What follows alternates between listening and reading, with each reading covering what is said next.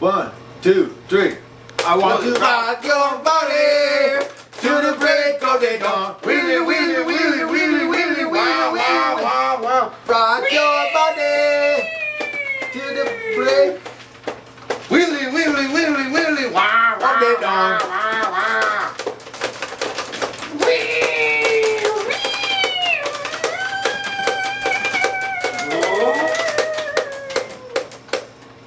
I want to rock your body until the break of the dawn. Wheelie, wheelie, wheelie, wheelie, wow, wow, wow, wow. Welcome back to this Pigskin Holiday, folks.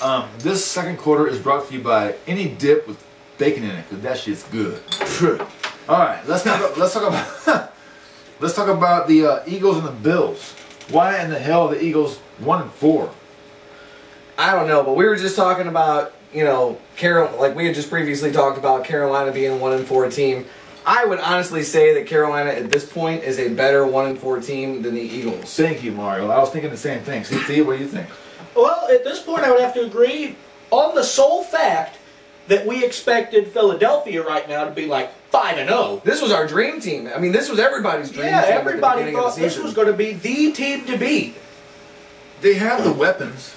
They do. I mean, on both sides. If you gave Sam Bradford, Deshaun Jackson, and LaShawn McCoy and Jerry Maclin, he'd light that dome up. Right. Absolutely. I'm not down at Vic with that comment. No. I'm just saying, what is the I mean, I don't know what's wrong. We discussed earlier off the air that perhaps maybe Michael Vick, as great as an athlete as he is, maybe he's not quite the leader they need out there on the field. I don't know if it's that. I think it's more of a coaching thing, to be honest with you. Are you questioning Santa Claus? I am. Him and Rudolph. I'm gonna point to the defense, because I think I said earlier also, if the defense can hold 13 to 14 points, the Eagles can easily score 21 or more. Yeah. Right. So maybe the defense needs to pick up the pace, and the offense. There's also been some stupid penalties. A lot of stupid penalties. Matter of fact, this whole NFL season has been plagued by undisciplined teams at all the wrong times. And do you think that has something to do with the fact that they weren't all practicing for so long? No, it's NFL, dude. You know what you're doing. You know, you should, but there's no excuse. There is no excuse. Really? There's no excuse. But the thing that I think that is the saddest part about all of this is that what's going to be overshadowed is how well Buffalo's defense played, and how the fact that this is one of the first games that Buffalo has won where they didn't come back. They led the entire game. That's true, and that could be a character builder for the team. Right. The score ended up being 31-24, and the Eagles barely missed taking advantage of that and winning the game. They had chances to do it. In the end, it was just... and let's give Michael Vick credit. He had 4 picks, but 2 of them were pretty much taken from the hand of Avant. Right. Tip-ups and... It's a stingy Buffalo defense, man. I mean, they tore down Brady. And you know, Buffalo had a great schedule. They've been at home a lot in the first 4 games, 5 games. I mean, and that stadium looks good. It's rocking. They're believing in their team again, and it's fun to watch. But I tell you what, the Eagles, I think that they can still come back and take care of the season if they do get on the right track, get to that bye week. They might get this train on the right track. But the Bills, on the other hand, they've won games in like 2 or 3 different ways this season, and the more they do that, the more they believe in themselves. Right. So I mean, they're going to be dangerous, but the fact that the Bills, they still let the Eagles be in it until the end. So really, there's be a little bit more shutdown than that. Yeah. To make this thing work. True, but I mean, that's a very high-powered offense that Vic has. And considering how mobile Vic is, I mean, everybody knows about Vic's wheels. And for them to still lead the entire game and win by a touchdown, you know, it's like we're watching this team grow from, you know, finding ways to win, scrounging at the end, and coming back and clawing their way back, you know, out of to where they're actually leading against good teams. Yeah. Which, you know. Well, CT, I want to look at the defense again, and here's my point. Okay, Jackson, McCoy, and Vic have all had good numbers all season. Yes, they have. Yesterday, Michael Vick broke the record previously held by Randall Cunningham for the most rushing yards by a quarterback. Vick now has 4,946 yards rushing as a quarterback. That's crazy. And even yesterday, Maclin and Jackson both had touchdowns. They have the offense. they need the defense to back them up, I guess. But let's look at Buffalo. We've put a lot of praise on Fitzpatrick for his leadership and the team as a whole and believing in themselves. But let's not forget about the one man that we all know is very responsible for the winning ways in Buffalo. That's Freddie Jackson. Yesterday he had 111 yards rushing and 85 yards receiving. The man is on a PPR for the CT man. Is he on your team? No, but if he was, that touches in on what I'm all about. Right. It touches. I did not touch you, but I can. But no, seriously though, Buffalo's defense, it's not flashy, but they are putting themselves where they need to be. I mean, like we talked about, they picked off Brady more just in that one game anybody has than the last year did. Yeah. Altogether. And we're talking playing against the Jets, with your man Revis. Right. And, I mean, some high quality defenses, and they couldn't do that. But Buffalo is putting themselves in these positions to capitalize, even if it is off of a tip. Yeah. A tip ball could go any direction. And can you name anybody on the Buffalo's defense? I can name one. Paul Postlesny. Wilson. Yeah, Wilson. I can't name any. Let's touch on that, Mario. A tip ball or something similar is, you can't teach that. No. That's called paying attention. And the Buffalo Bills are doing that. They're hungry. As we saw yesterday, when they do it, they run down the field. Oh yeah, they're going and do the Lambeau leap. Yeah, it's like they've been practicing that in drills every week. You know, just ripping it out of the receiver's hands, stripping that ball or tip balls. You know, they seem to be where they need to be all the time. Well, it's a belief thing. Like, they believe they can win. They believe they're good. And if you watch these games, you can see a different excitement in the team. On the last one in the fourth quarter when they took the ball from Avant, he starts going down, it goes up in the air, it's going to be incomplete. A second Buffalo defender grabs it and runs down the field in a big hurry for a big gain.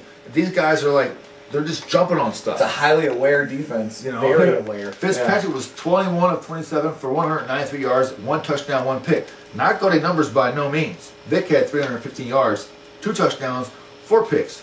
But he had 90 yards rushing. Right. Wow. He had more than McCoy. So it's just going to be a situation where the Eagles had to find a way to turn this around right away, or they're doomed. The 49ers are starting to. We'll get into that more later in your segment. But wow. Yeah. The Niners are for real. They are. But the Rams not doing enough, and Atlanta's not doing much. Right. Carolina's not winning. You start looking over on that side of the NFC, and that little group over there, the Niners can do some damage. They can, and they are. And we're not talking about wild card. We're talking about straight up playoff berth. Yeah. I mean, this is even a bye week. They have a very, very sound defense with what is it, Patrick Willis? Yeah. You know, and what's funny is, I would have thought that Singletary would have brought this to the Niners. Right. And he didn't. It's Harbaugh now. But we'll move on to something else. We'll talk about the Niners later. We also had yesterday the Chiefs and the Colts. Now, this is a good game to watch. This was. In the first half, this is a very interesting stat here. Curtis Painter was 12 of 17, 237 yards, 2 touchdowns with a QBR of 152. Wow.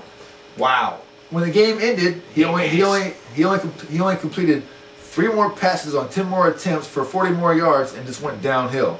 The Chiefs were down 17 and came back behind 4 Matt Castle touchdowns. Did you see that catch by Dwayne Bowe too? Yeah. That was my lord. Oh my lord. Sick. Yeah.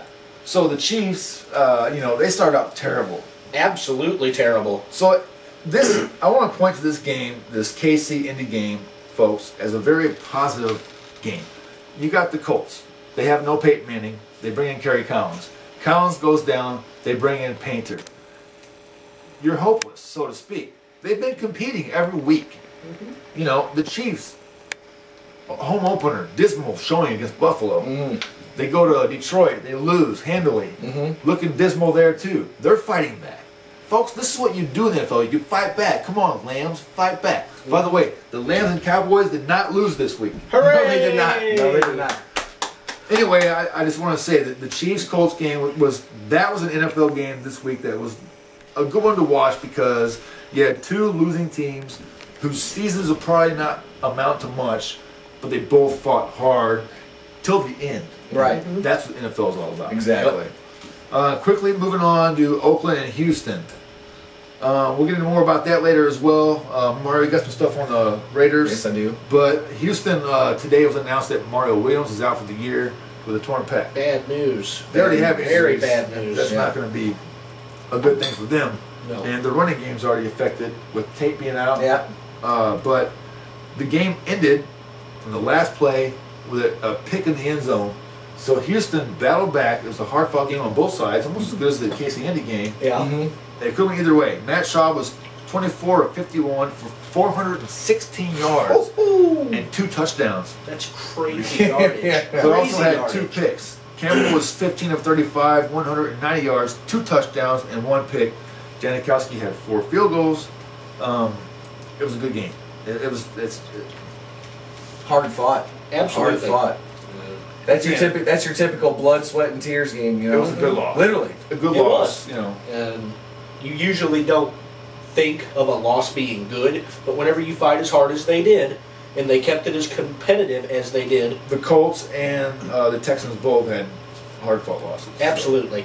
The Colts have been having those all year. I mean, aside from the first game, but everything else they've been fighting tooth and nail to try to get back into They've been it. doing the best they can with what they have. Right, You know, and exactly. Bottom line is, this team is fighting every week with their 3rd quarterback now. And I think right now, my vote for Coach of the Year would go to Indianapolis. Yeah. The team's fighting hard. Otherwise, it's hard to say. Mine So- would not. What? Mine would not. Who's would yours be? Harbaugh. In So San far Fran? in San Fran.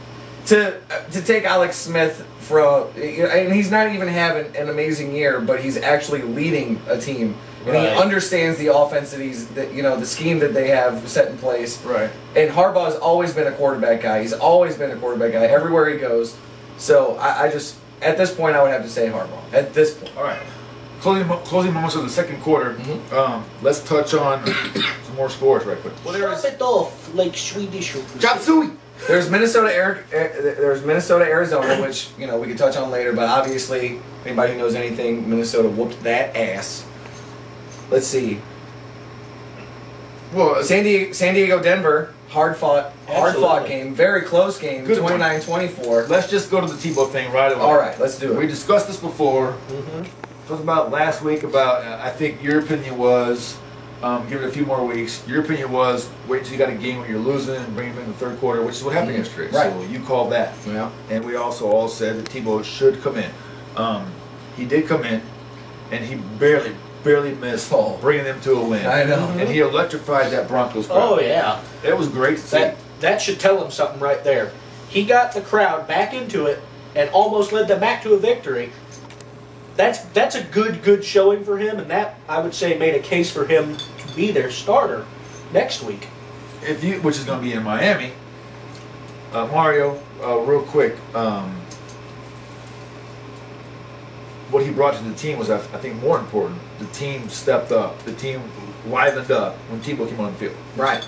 I mean, and he, in post-game interviews like we were watching earlier, I just one thing that stood out to me that and it's such a cliched thing for players like that to say, but he said that when you get opportunities in this league, you seize that moment, you take that opportunity, and you make the best of it, and he definitely did that. He And did. I've been a Tebow naysayer since he was lighting it up in college, and I didn't care that he was lighting it up in college. I still didn't like the guy, but morally and work ethic, you cannot question. He's outstanding. He's very modest. And he's a very, very good leader.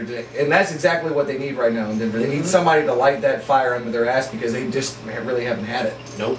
Well, I'm pretty sure I can confidently say that when Miami hosts Denver Broncos without Chad Henne, it's a bad deal. Right. Very The bad. Broncos will start with Tebow, electrify Finn Nation and Bronco Nation, and come out victorious and possibly turn the season around in Denver.